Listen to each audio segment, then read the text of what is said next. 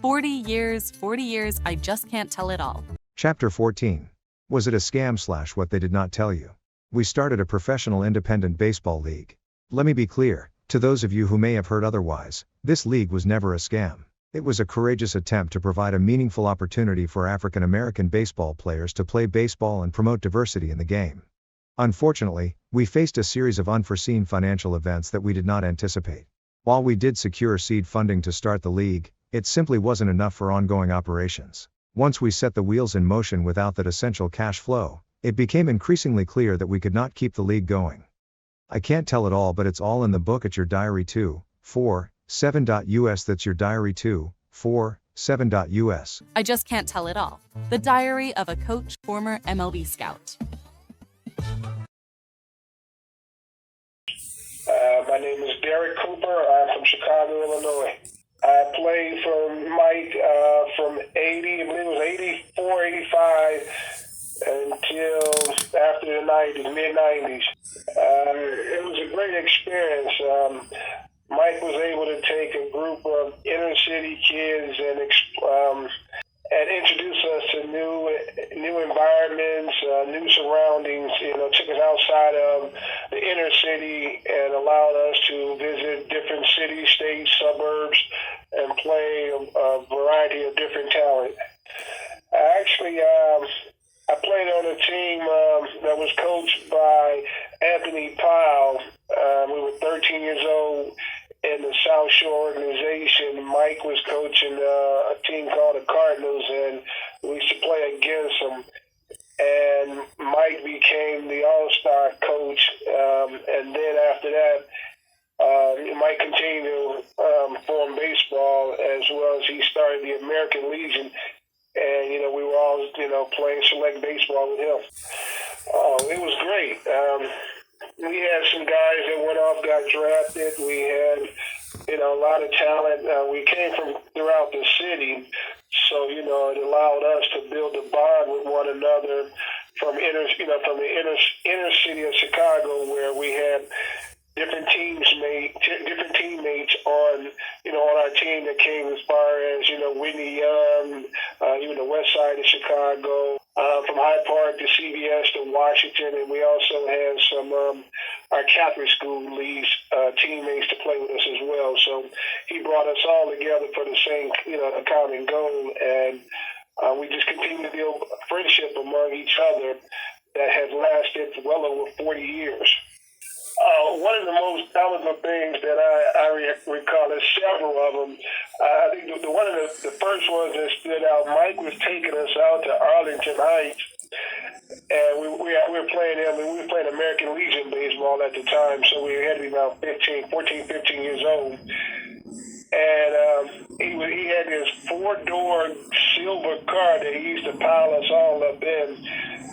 And, I just remember somehow a spring on his accelerator broke, and he was driving all the way, pressing the brake, in order to stop, he pressed the brake all the way down, and to accelerate, he took his foot off the brake. So a lot of my cars were comical with us, as well as one time where we were going down, I believe it was down here to Cincinnati, and Mike had buses, so he used to park his buses over there on 83rd in South Chicago.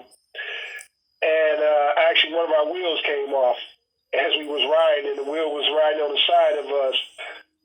So that was one comical incident. As well as, I tell you what, Mike played with us as though, we were his children. He kept us disciplined, kept us in order. But he made every trip we had fun. We still have laughter today with some of the jokes. We were playing in a tournament down here, standing in St. Xavier College, and this was back in '86. We stayed at college, and Mike hung out with us. We all stayed up late when we should have been asleep. So Mike was a real friend to us.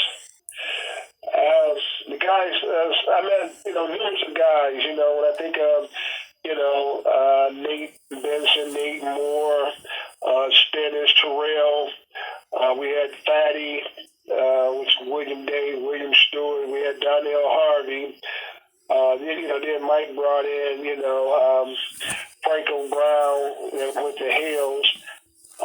He brought in Miguel from Whitney Young, I believe. We had Kenneth. They all us grew up playing in the South Shore League.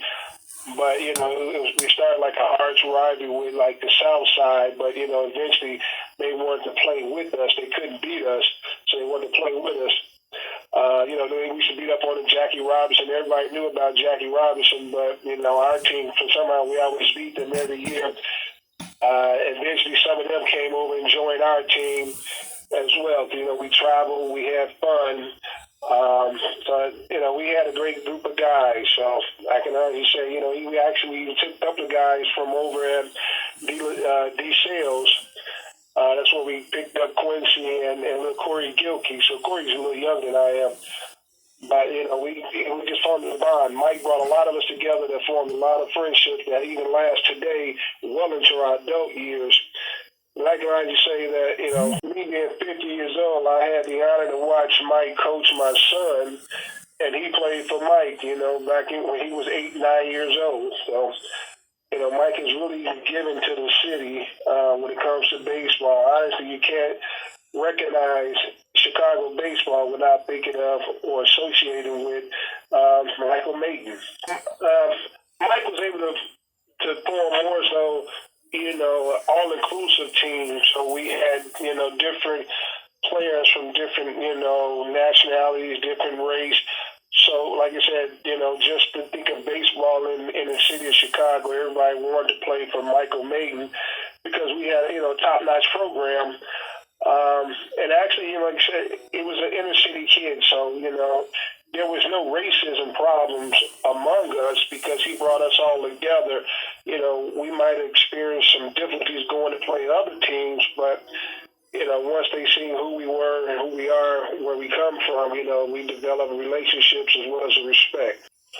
Yeah, there's some things that, I would like to always say, it's been an honor to know Mike for well over 40 years now, and to watch him continue to fulfill his dream, and he still exerts the same passion today that he did back in the 80s, so I think, this guy, Mr. Maton, he really deserves anything that comes with, come towards him or come his way.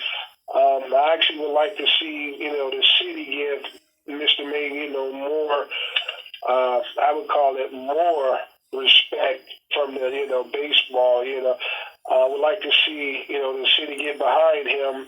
I mean, we got many of his players that, we have gone off and, got our own families, but, we've always been there for Mike, try to help him fund his league and do the things he needs to keep going. Because I know without, Mr. Maton and the program that he put together for us, I don't know what my life could have turned out to be.